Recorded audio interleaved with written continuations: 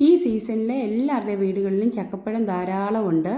എന്നാൽ വരിക്കച്ചക്ക ഉള്ളവർക്കൊക്കെ ഉണ്ടാക്കാൻ പറ്റിയ നല്ലൊരു 4 മണി പലഹാരത്തിൻ്റെ റെസിപ്പിയുമായിട്ടാണ് ഞാൻ വന്നിരിക്കുന്നത്. Hi friends, welcome back. എല്ലാ കൂട്ടുകാർക്കും ഷിൽജി ബ്ലോഗ്സിൻ്റെ ഇന്നത്തെ പുതിയ വീഡിയോയിലേക്ക് സ്വാഗതം. ചക്കയുള്ളവർക്ക് വളരെ വേഗത്തിലും ടേസ്റ്റിയുമായിട്ട് ഉണ്ടാക്കാൻ പറ്റിയ ഒരു 4 മണി പലഹാരമായി ഇത്. പിന്നെ നമുക്ക് രാവിലെ വേണേലും ഇടയ്ക്ക് സ്നാക്കായിട്ടൊക്കെ കഴിക്കാനും നല്ലതാണ് കേട്ടോ. എന്നാൽ ഉണ്ടാക്കാൻ വളരെ എളുപ്പമാണ്. അതുപോലെ തന്നെ അധികം ചേരുവകളൊന്നുമില്ല, വളരെ കുറച്ച് ചേരുവകൾ മാത്രമേ ഉള്ളൂ കേട്ടോ. അപ്പോൾ ഈ പലഹാരം ഉണ്ടാക്കുന്നത് എങ്ങനെയാണെന്ന് നോക്കാം. ഞാൻ എടുത്തിരിക്കുന്ന 250 ഗ്രാം പുട്ടുപൊടിയാണ്. ഇനി ചക്ക കൂടുതലുള്ളവരെ കൂടുതൽ പുട്ടുപൊടി എടുക്കാം. പിന്നെ അരിപ്പൊടി വെച്ചിട്ട് നമുക്കിത് ഉണ്ടാക്കിയെടുക്കാം കേട്ടോ. ഇനി പുട്ട് നനയ്ക്കുന്ന പോലെ തന്നെ ഇത് കുറച്ച് വെള്ളം ഒഴിച്ചിടാം. അതിനുശേഷം ഒന്ന് കുതിർന്നതിന് ശേഷം ഉപ്പ് ഇട്ട് നല്ല ഇളക്കി സാധാരണ കുതിർത്തിയെടുക്കണം, പുട്ടുണ്ടാക്കുന്നത് പോലെ തന്നെ. അതിനുശേഷം ബാക്കിയുള്ള ചേരുവകൾ ഓരോന്നായിട്ട് ഇതിലേക്ക് മിക്സ് ചെയ്താൽ മതി. ഞാനിപ്പോൾ ഇളക്കി ഒന്ന് വെച്ചിട്ടുണ്ടായിരുന്നു. എന്നിട്ട് നല്ല കണ്ടില്ലേ ഉതിർന്ന് കിട്ടുന്നുണ്ട്. പുട്ടുപൊടിയോ റവയോ അല്ലെങ്കിൽ അരിപ്പൊടിയോ ഇത് 3 വെച്ചിട്ട് വേണമെങ്കിൽ നമുക്കിത് ഉണ്ടാക്കാം കേട്ടോ.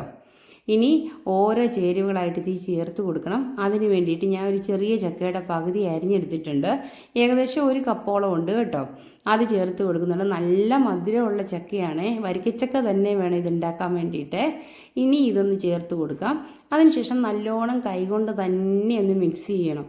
ഇതിൻ്റെ ജ്യൂസൊക്കെ ആ പൊടിയിലേക്കൊന്ന് ഇറങ്ങിക്കിട്ടണം. അതിന് വേണ്ടിയിട്ടാണ് നല്ല ഇളക്കി കൊടുത്ത് അതൊന്ന് മാറ്റി വയ്ക്കാം. പ്രത്യേകിച്ച് നമ്മളിത് ഉണ്ടാക്കുമ്പോൾ ശ്രദ്ധിക്കേണ്ടതെന്ന് പറഞ്ഞാൽ നല്ല മധുരമുള്ള ചക്ക വേണം എടുക്കാൻ. അതുപോലെ തന്നെ എല്ലാവർക്കും ഇപ്പോൾ ചക്കയുള്ള സമയമല്ലേ, തീർച്ചയായിട്ടും ഈ ഡിഷൊന്ന് ട്രൈ ചെയ്ത് നോക്കണം. ഇപ്പോൾ എല്ലായിടത്തും നന്നായിട്ട് മിക്സ് ചെയ്ത് കൊടുത്തിട്ടുണ്ട്. ഇനി ഞാൻ എടുത്തിരിക്കുന്നത് തേങ്ങയാണ് കേട്ടോ. തേങ്ങ കുറച്ച് അധികം എടുത്തിട്ടുണ്ട്. കാരണം ഈ തേങ്ങ കൂടുതൽ ചേർത്താലാണ് ടേസ്റ്റ് കിട്ടുന്നത്. അതുകൊണ്ട് ഞാൻ 1 തേങ്ങ എടുത്തിട്ടുണ്ട് ചിരവി. ഇനി അതും നല്ല ഇളക്കാം. നന്നായിട്ട് കൈകൊണ്ട് തന്നെ ഇളക്കി കൊടുക്കണം കേട്ടോ. ഇപ്പോൾ സ്പൂൺ കൊണ്ട് ഇളക്കിയത് എല്ലായിടത്തും പിടിക്കുകയില്ല. ഇതിൻ്റെ വെള്ളമൊക്കെ പിടിച്ച് ഒന്നുകൂടി ഒന്ന് കുഴഞ്ഞ് കിട്ടിയാലേ ഉള്ളൂ നമുക്കിത് ഉണ്ടാക്കുമ്പോഴത്തേക്ക് നല്ല ടേസ്റ്റി കഴിക്കാൻ പറ്റുള്ളൂ. അധികം ചേരുവകളൊന്നും ഇല്ലയെന്ന് ഞാൻ പറഞ്ഞില്ലേ. ഇതുപോലെ കുറച്ച് ചേരുവകൾ വെച്ചിട്ട് ഉണ്ടാക്കാൻ പറ്റിയ പലഹാരമാണ് ഇതൊക്കെ. കുറച്ച് പഞ്ചസാരയും കൂടി ചേർത്ത് കൊടുക്കുന്നുണ്ട്. പഞ്ചസാരയൊക്കെ ഓപ്ഷനില്ല, മധുരമുള്ള ചക്കയാണെങ്കിൽ ഒഴിവാക്കാം. നമുക്കിപ്പോൾ ചക്കയുടെ ക്വാണ്ടിറ്റി കുറവായതുകൊണ്ട് ഞാൻ കുറച്ച് പഞ്ചസാരയും കൂടി ചേർത്ത് കൊടുക്കുന്നുണ്ട്. എന്നിട്ട് നല്ലോണം നമുക്ക് ഇതുപോലെ തന്നെ മിക്സ് ചെയ്ത് മാറ്റി വയ്ക്കാം. പിന്നെ ജീരകപ്പൊടി വേണ്ടവർക്ക് ഈ സമയത്ത് ചേർക്കാം. ഞാൻ ഏലക്കായ പൊടിച്ചത് ചേർക്കുന്നത് കേട്ടോ. ഏലക്കായ മാത്രമേ ചേർക്കുന്നുള്ളൂ. പിന്നെ ഉപ്പ് നോക്കിയിട്ട് പോരെങ്കിൽ ഒരു ശകല ഉപ്പും കൂടി ചേർത്ത് കൊടുക്കണം. ആദ്യം നമ്മൾ മാവി ചേർത്തിട്ടുണ്ടായിരുന്നു, പക്ഷേ ലാസ്റ്റ് വരുമ്പോൾ ആ ഉപ്പ് ഒന്ന് ബാലൻസ് ആണെന്ന് ശ്രദ്ധിക്കണം കേട്ടോ. ഇത്രയേ ഉള്ളൂ. ഇനി ഞാനൊരു സ്റ്റീമറിൽ വെള്ളം വെച്ചിട്ടുണ്ട്. അത് തിളച്ച് വരുന്ന സമയത്ത് ഒരു വാഴയില വെച്ച് കൊടുക്കുന്നുണ്ട്. ഈ വാഴയില വെച്ചാൽ ഒരു നല്ലൊരു മണവും ടേസ്റ്റും അതിന് വേണ്ടിയിട്ടാണ്. എടുത്ത് വെച്ചിരിക്കുന്ന ചക്കയുടെ കൂട്ട് നമുക്കതിലേക്ക് മൊത്തത്തിൽ ഇട്ട് കൊടുക്കാം. ഒന്നിച്ച് വേണേലും ഇടാം, അല്ലെങ്കിൽ പുട്ടുകുറ്റിക്കകത്ത് വെച്ച് തന്നെ പുട്ടുണ്ടാക്കുന്ന പോലെ തന്നെ ഇതുണ്ടാക്കിയെടുക്കാം കേട്ടോ. അങ്ങനെ ഉണ്ടാക്കിയാലും നല്ലതാണ്. നമുക്ക് ഇതിന് കൂട്ടിക്കഴിക്കാൻ പോലും ഒന്നും വേണ്ടാത്ത സാധനമാണ്, അത്രയ്ക്ക് ടേസ്റ്റ് ഉണ്ട്. എല്ലാവരും ഇതൊന്ന് ഉണ്ടാക്കി നോക്കിയിട്ട് അഭിപ്രായങ്ങളൊക്കെ പറയണം.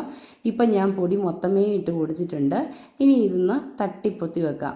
അതിനുശേഷം ഒരു 15 മിനിറ്റ് ആവി കയറ്റിയെടുക്കാം. പുട്ടുപൊടിക്കും ചക്കയ്ക്കും ഒന്നും അധികം വേവില്ലാത്തതല്ലേ, അതുകൊണ്ട് ഇത് പെട്ടെന്ന് വെന്ത് കിട്ടും.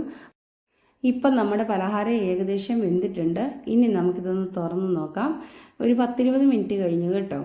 ഇപ്പം നല്ല മണമൊക്കെ വരുന്നുണ്ട്. അതുപോലെ തന്നെ നന്നായിട്ട് വെന്തിട്ടുമുണ്ട്. ഇനി നമുക്കിതൊരു സെർവിങ് ഡിഷിലേക്ക് മാറ്റാവേ. നല്ല കട്ടിയായിട്ടൊന്നുമല്ല ഇരിക്കുന്നത്, എന്നാൽ നമുക്ക് ഇളക്കുമ്പോഴത്തേക്ക് ഒരു കുഴഞ്ഞ പരുവത്തിൽ കിട്ടണേ, എന്നാലേ ഈ ചക്കയൊക്കെ നല്ല വെന്ത് അതിലേക്ക് പിടിക്കുകയുള്ളേ. ഇനി നമുക്കൊരു പാത്രത്തിലേക്ക് മാറ്റാം. അപ്പോൾ എൻ്റെ ഈ പലഹാരം എല്ലാവർക്കും ഇഷ്ടപ്പെട്ടില്ലേ? ഇതുപോലെ ഉണ്ടാക്കി നോക്കണം കേട്ടോ. ഞാൻ എന്നും പറയുന്ന പോലെ ആദ്യമായിട്ട് എൻ്റെ ചാനൽ കാണുന്നവരാണ്, ഒന്ന് സബ്സ്ക്രൈബ് ചെയ്യാൻ മറക്കരുത്. പിന്നെ അതിൻ്റെ അടുത്തുള്ള ആ കുഞ്ഞ് ബെൽ ബട്ടൺ ഉണ്ടല്ലോ, അതൊന്ന് എനേബിളാക്കിയാൽ ഞാനിടുന്ന എല്ലാ വീഡിയോസിൻ്റെയും നോട്ടിഫിക്കേഷൻ നിങ്ങൾക്ക് ലഭിക്കുവേ. ഇതുപോലത്തെ ചെറിയ ചെറിയ റെസിപ്പികൾ ഒരുപാട് നിങ്ങൾക്ക് ഉപകാരപ്രദമായത് ഞാൻ ഇടുന്നുണ്ട്. എല്ലാം പോയി കണ്ടതിന് ശേഷം എല്ലാവരുടെയും വിലയേറിയ അഭിപ്രായങ്ങളൊക്കെ അറിയിക്കണം. ഇനി ഇതിലും വെറൈറ്റി ആയിട്ട് വേറെ റെസിപ്പിയുമായിട്ട് ഞാൻ അടുത്ത വീഡിയോയിൽ വരുന്നതായിരിക്കുവേ. അപ്പോൾ എല്ലാ കൂട്ടുകാർക്കും എൻ്റെ ഈ വീഡിയോ ഇഷ്ടപ്പെട്ടില്ലേ? ഇനി ഞാൻ ഇതിലും വെറൈറ്റി ആയിട്ടുള്ള വേറെ റെസിപ്പിയുമായിട്ട് വരുന്നതായിരിക്കുവേ. നെക്സ്റ്റ് വീഡിയോയിൽ കാണുന്നത് വരെ ഓക്കെ ബൈ ബൈ താങ്ക്സ്.